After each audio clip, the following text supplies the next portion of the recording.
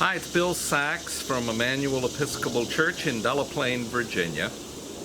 On what is finally a sunny day here in Virginia after several days of hearty rain, I'm giving you the homily for this coming Sunday, which will be September the 20th, 2020.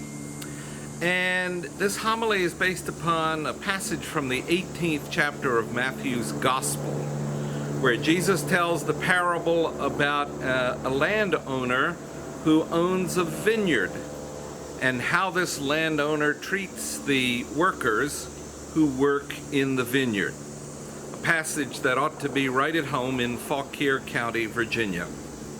As I was reading this passage, and as I will say in a minute, it's a passage over which I have struggled for some years now, but as I was reading the passage, I recalled the odd way in which I began my years of education at the Divinity School of Vanderbilt University. I had no idea what a major divinity school would ask of its entering class. There were about 65 of us. What the school asked was that each of us, with one form of identification and $10 in our pocket, each of us took a pledge that we would spend the weekend on the streets of Nashville, Tennessee. Vanderbilt, of course, is located in Nashville. In fact, we agreed that we would spend the weekend on the streets of downtown Nashville. We would not go in pairs. We would have to go individually. And we were to, as much as possible, interact with people on the streets. It was an eye-opener for me. I had never spent any time living on the streets of a city. In effect, coming into encounters with all sorts of people, all sorts of street people in an urban setting. And the idea was we were to try to interact, to try to understand people for whom the street was the place of last resort, and to come back and report our experiences after several days. I spent one night in a bus station, and the next night I slept on the grounds of the state capitol in Nashville.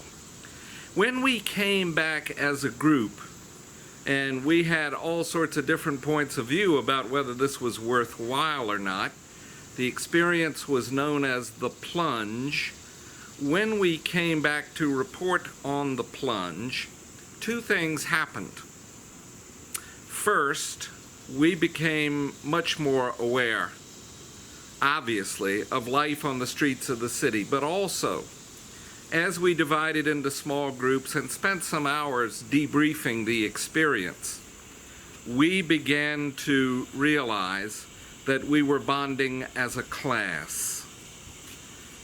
We came from different perspectives. We understood the plunge experience differently. Some liked it, some hated it. But we realized we'd been through something together, and that made us a class. It made us realize there was a higher potential when we pulled together than when we went our individual ways. And it also taught us about how many people, particularly I suppose in urban areas, live with a bitter, sad loneliness, that our role as future ministers was to reach out to those who were homeless, hungry, with few or no friends in this world. That was a very powerful and formative moment, the plunge, many years ago in Nashville, Tennessee. So why did I think of it when I read Matthew 18? Matthew 18 is in some ways a troubling passage. The owner of the vineyard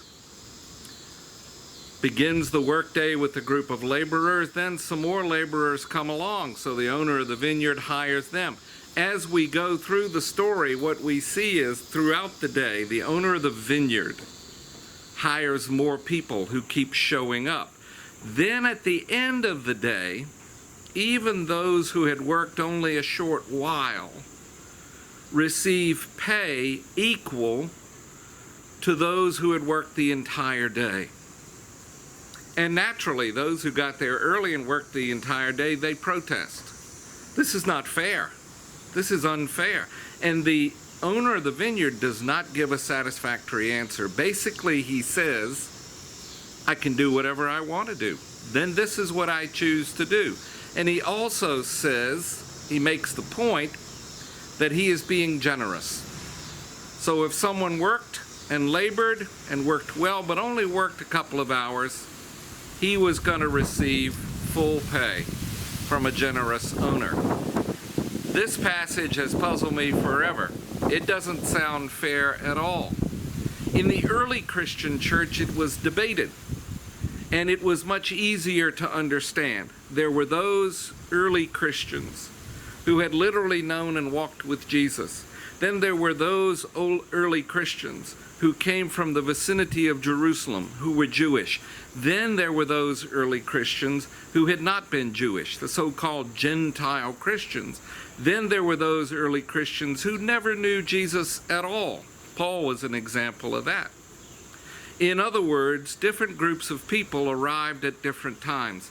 And even in his own lifetime, Jesus saw this happening.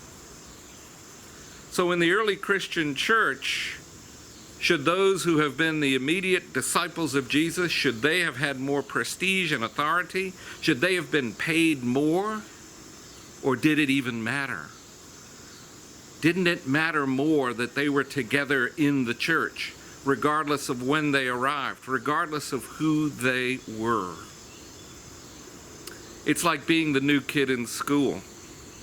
It's hard to be the new kid in school. A friend of mine over lunch was telling me the other day about remembering when he and his brothers and sisters moved from one part of the United States in the Midwest and they moved to Maryland. The clothing they had, the way they spoke, the way they acted, had all fit in beautifully in the Midwest. In Maryland, in a new school, no friends, new place, they didn't know anybody. How did they begin to fit in? A big part of it was sports. When you're on a sports team, playing together for a goal to win the game, maybe to win the championship, everything else has to go out the window. It doesn't matter when you arrived. It doesn't matter how long you've been there. What matters is pulling together. The great basketball player Michael Jordan has been quoted as saying, "Talent wins games, but teamwork and intelligence wins championships." Apply that to our world today. New people coming all the time. New people coming into Virginia, new people coming into Fauquier County. New people hopefully coming to Emmanuel Episcopal Church. It doesn't matter when people arrive. It doesn't matter where they come from.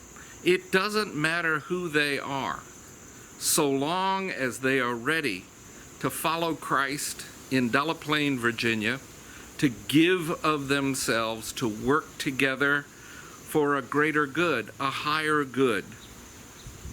The passage, Matthew chapter 18, talks about this parable of the owner and the vineyard, telling us something about the kingdom of heaven.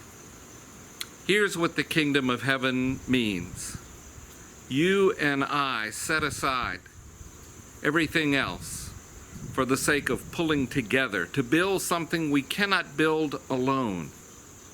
You and I realize we need one another, and we need to follow the ways of Jesus, pulling together for the greater good.